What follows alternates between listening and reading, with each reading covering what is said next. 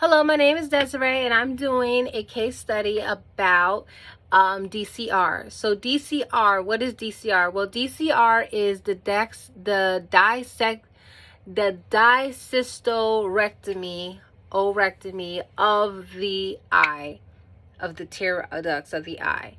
So basically, this surgery is to create a new opening for the obstruction of the nasal lacrimal duct and the lacrimal sac. So basically, this surgery is to create a new way for the tear ducts to drain out of the body, just to do its function. So then after this, once this surgery is beginning, the surgeon will take the patient will be in the OR in supine position. The patient will be given 2% lidocaine with epinephrine. Then the surgeon will put gauzes up in the patient's nose for anesthesia. For anesthetic, topical anesthetic. And then after that, then the patient would then have to be prepped by the circulator. And then once the circulator is done prepping this patient, then I roll in with my cart, my back table, and my Mayo stand, and the surgeon will then make his incision with a 15 knife blade. After he makes his incision, the incision will then be enlarged with tenotomy scissors. When the tenotomy scissors are used, the surgeon will also have a Fraser suction in the process as well, back and forth, because of blood bleeding out. We don't want the patient to just continue to bleed out, so we want to control and manage the blood loss. Then the surgeon will take two dull rakes and retract open the incision to access more of the inside of the lacrimal sac. So once the surgeon has opened the incision enough, the surgeon then takes a freer and a peritoneal elevator to elevate the peritoneum off of the bone, the lacrimal bone. So once the lacrimal bone is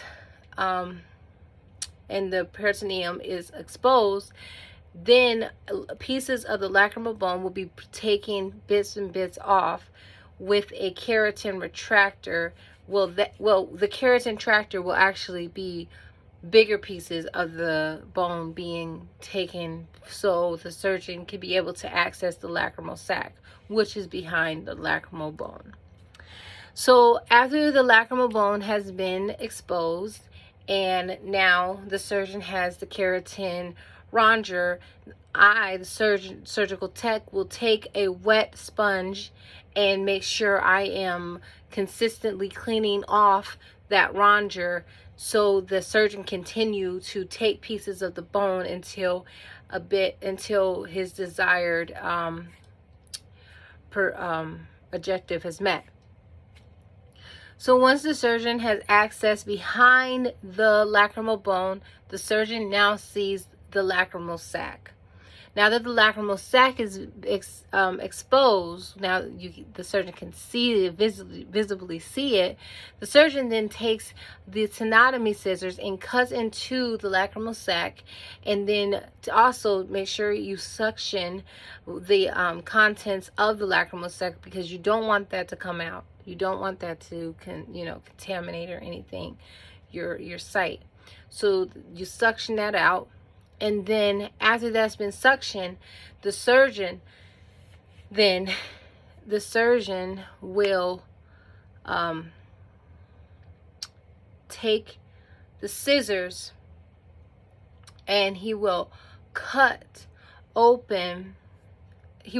across, and he will access the posterior lacrimal sac and the anterior I don't think it's anterior. If I'm wrong, forgive me, but it's the what is it called? The nasal mucosa flap.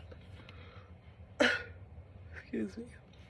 Once the nasal mucosa flap is exposed, the surgeon would then cut the a remnant of it, and then also cut a remnant of the lacrimal sac, and then take the two flaps together and suture them with a 6-0 Vicryl suture, absorbable suture, and tie it up. And then after he ties it, the surgeon is then going to take a 6-0 Vicryl suture to close the incision, and also create